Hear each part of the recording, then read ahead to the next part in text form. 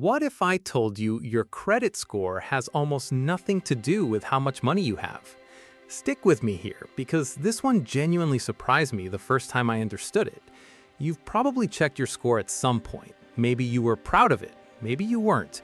Either way, you probably assumed it was measuring something like your worth, your responsibility, your character as a financial adult. It's not. It's measuring something much narrower and honestly a little stranger: how predictable you are. Here's the thing nobody tells you up front. Your credit score isn't run by the government. It's not a public utility. It's a product built by a private company called Fair Isaac Corporation. That's the FICO in FICO score, and licensed out to banks, landlords, insurance companies, sometimes even employers. A private company built a math formula that quietly decides how expensive your life is going to be, and most of us have never once questioned who made it or why. So let's break down what it's actually looking at, because this is where it gets weird. 35% of your score comes from payment history. Did you pay things on time? That part makes intuitive sense.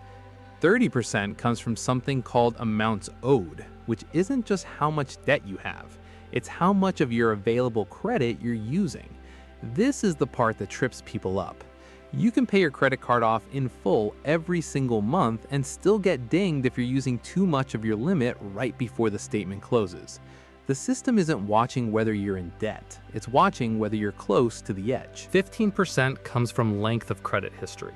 This one's almost funny once you see it, because it means the system rewards you for simply not closing accounts.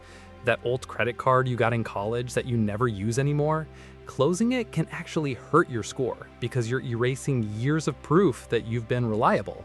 The system doesn't care that the card sits in a drawer. It cares that it exists. 10% is new credit, how many accounts you've opened recently, and another 10% is credit mix. Do you have a healthy blend of credit cards, loans, maybe a mortgage? Which means, and this is the part that should genuinely bother you a little, the system slightly favors people who have more types of debt over people who have less debt entirely. Someone who's never taken out a loan in their life, who pays cash for everything, who owes nobody anything, that person often has a lower score than someone juggling 3 different kinds of credit responsibly. Being debt-free isn't rewarded. Being predictably in debt is. So here's the real question. Why does a number built around how well do you carry debt end up deciding so much more than whether a bank approves your loan? Because somewhere along the way, this narrow financial formula got adopted by industries that have nothing to do with lending money. Landlords run credit checks before renting you an apartment. Insurance companies in many states factor your credit into your premium, meaning 2 people with identical driving records can pay different amounts for car insurance based on a number that has nothing to do with how they drive. Some employers, particularly in finance-adjacent roles, pull credit reports before hiring. A formula built to answer, will this person repay a loan, quietly became a stand-in for, is this person trustworthy? And those are not the same question. Not even close. And here's where it gets even stranger. You don't actually have one credit score. You have dozens. 3 different bureaus, Equifax, Experian, and TransUnion, each keep their own file on you.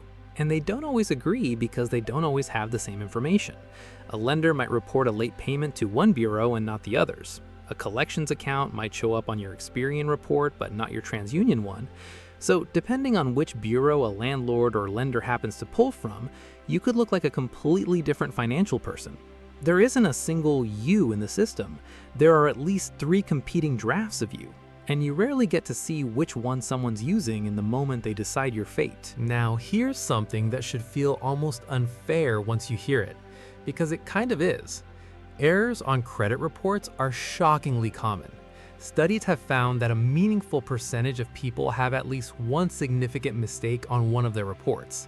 A payment marked late that wasn't, an account that isn't even theirs, a debt that was already paid off but never updated. And the system puts the burden on you to catch it. Nobody proactively checks your file for accuracy on your behalf. You're the one who has to go looking, dispute it, and wait. sometimes for weeks, while a wrong number sits there quietly shaping what interest rate you get offered. So what do you actually do with all this? First, understand that the score rewards activity, not virtue. Paying in full and using very little of your available credit, keeping all the accounts open even if you don't use them, and spacing out new credit applications will do more for your number than simply being good with money in the abstract sense. Second, check your actual reports, not just a score, at least once a year. You're entitled to free reports from all three bureaus, and errors don't fix themselves. Third, remember that this number was never really measuring your worth as a person. It was built to answer one narrow question for one narrow industry, and that accidentally became a gatekeeper for half your adult life. You didn't get graded. You got read on how predictable you are to a formula that was never built to understand you fully in the first place. And once you know that, the whole thing stops feeling like a verdict and starts looking like exactly what it is: a system with rules. Rules you can actually learn and use. Check your real reports. Keep your old accounts open. Stop treating the number like a judgment. You didn't get graded. You got read, and now you know how to read it back.